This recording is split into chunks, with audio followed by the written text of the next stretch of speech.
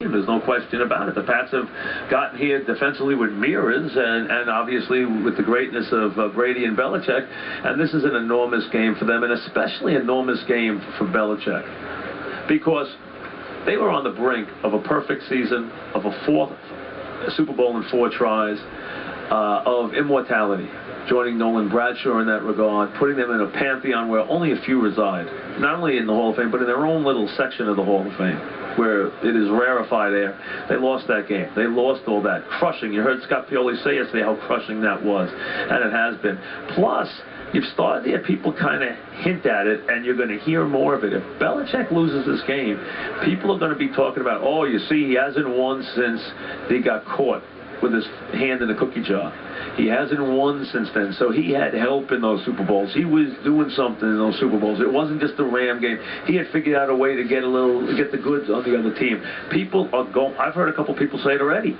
You're going to hear more of that unless he wins this game. So this game is a very big game for Belichick's legacy. Less so for Brady. He's already won 3 Super Bowls. Listen, if Brady never does another thing, if he never throws another football, he's an all-time great. But this could help move him towards the point where Brady might have a chance to be recognized as the greatest quarterback of all time. That is within his grasp. For Eli Coughlin, obviously, a chance to win the second one in 4 years. That is special. That is exceedingly, exceedingly special. And I think from that standpoint, it gives you a chance to really accomplish something. There's a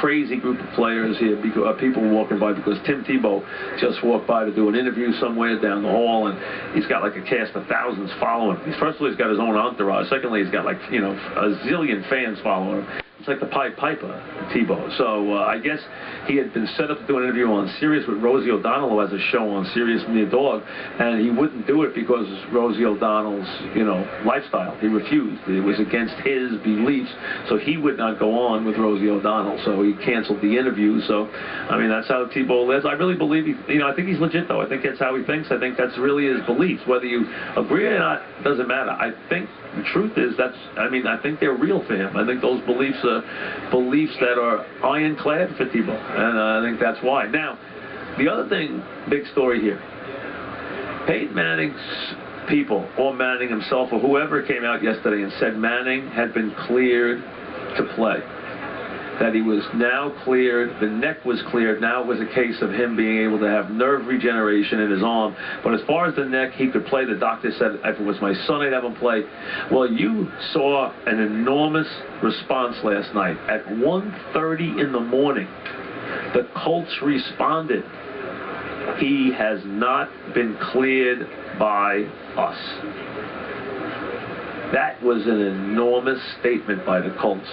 He has not. Think about it. At 1:30 in the morning, he has not been cleared by us, which means we'll tell you whether we clear